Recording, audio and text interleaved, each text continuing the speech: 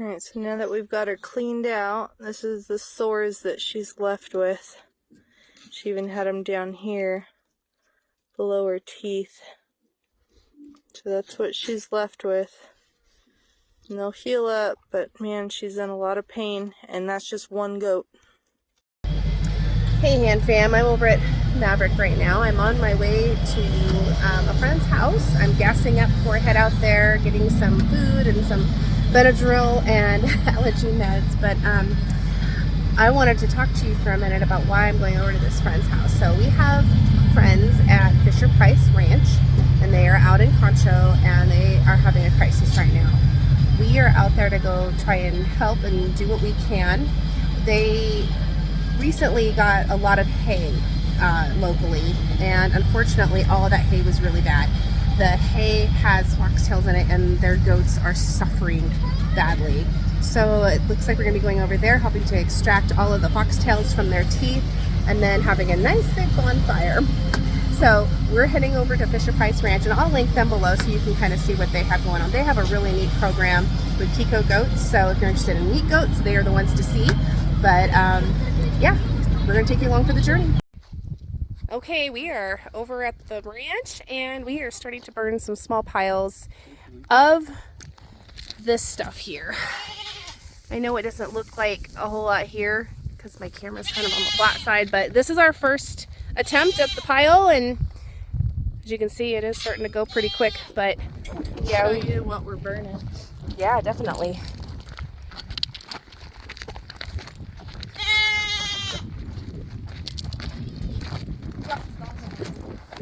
Out of joy. Whoops. Well, there goes. This fuzzy stuff is what's catching in the goats' mouths, and it's just throughout all the hay, so we're just having to burn it all to get it down to the pasture. So what's the plan right now? So pretty much this pasture, we pulled all the goats out of it. I've got a goat in every pasture, so I can't not do this, you know. So all the hay piles that we have, luckily we've kept them in little piles, so we're just going to rake them all up and burn them to get rid of the foxtails. And then once we have a clean pasture, then we can gather up the goats and start pulling it out of their mouth because it's just stuck all inside the gums. Right. And then we'll put them out here on a clean field with new hay. Yeah, and that was a nightmare for you too, wasn't it? Yeah. Having to go and get all new. Yep. Yeah. No, that at least will burn quickly. Which is what we definitely need. We need to burn that off pretty quick. We got a lot ahead of us, don't we?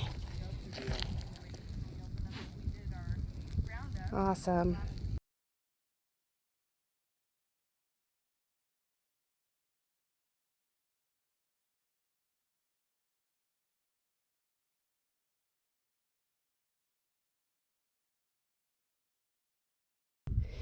All right, everybody, for those wondering what a foxtail is, like this is what they are. They look soft and fluffy, but on the back side of them, oh shoot, there it goes.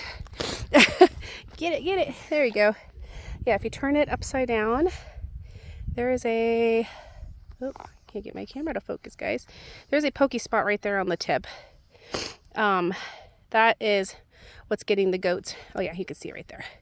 That's what's getting the goats really bad right now. So that is what we're burning. So we're gonna stick that right here in the fire.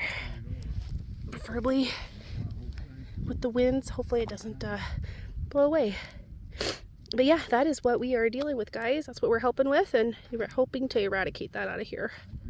Okay, so she just got done getting some of the foxtails out of one. And so as we're done, we're putting them into the area that we're burning right now. But all of these goats here have to be checked. And so we're going to do one at a time, and then when we're done, throw them into that pen. And here's where we are. Here's my model. He's checking his shoes. But this is where we're going to be doing this.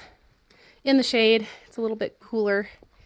But yeah, every single one of these goats have got to be checked in order to ensure proper and good health.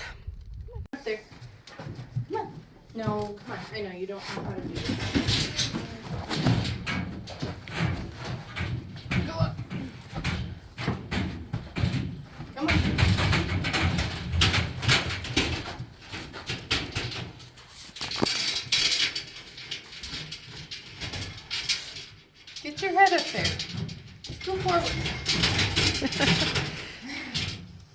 You're being a turd. I know you're tall enough.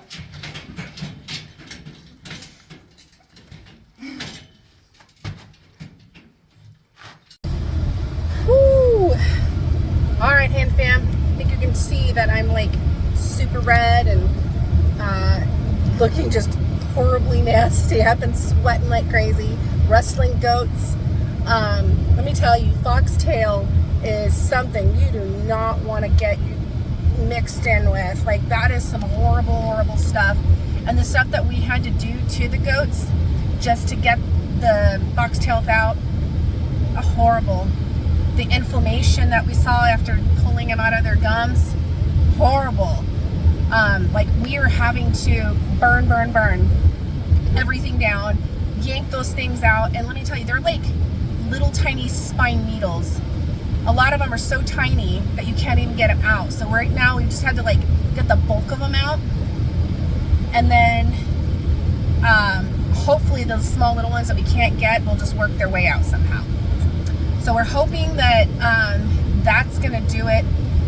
We got the 4.5 acres burned up, which is good. She did have extra people come out and help, so I'm really thankful for that, because we had to leave a little bit early. We're on our way to go get our own goat feed, and going to be from here on out making sure that there is no foxtail in anything that we purchase. After seeing firsthand what that has done to her goats, that will always be the thing that I think about the most when getting goat feed.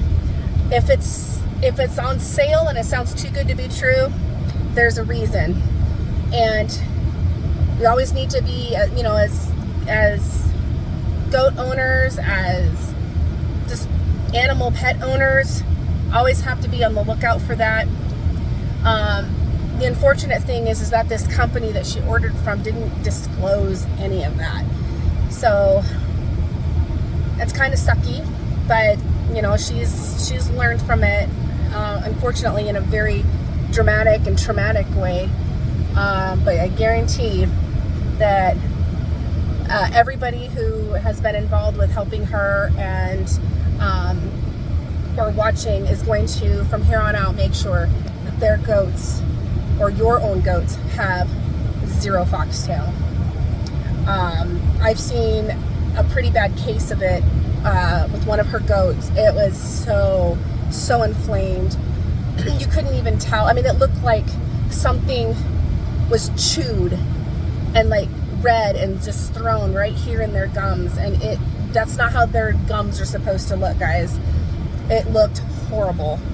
I'm pretty sure her goats will make a full recovery, but it makes me very thankful that we were able to help her. Like, that's part of a goat community. That's part of the goat, just making friends, you know, helping each other when we need help. That's part of being, you know, living out in the country. We were able to help when she needed it the most, and you know, thank goodness for the cloud coverage now, because now they get to work in an area where it's not as hot anymore. Me, I got the worst part of it, the heat of the day, which is why I'm so red. But you know what, guys? Kudos to them. They're getting it done. They have friends and family that are there helping them, and I do wish them the best of luck.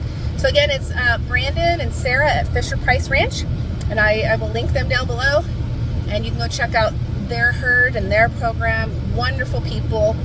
So if you're ever in the business of pack goats or meat goats, that's who you want to go see. So thanks again for tuning in, guys, and we'll see you in the next one.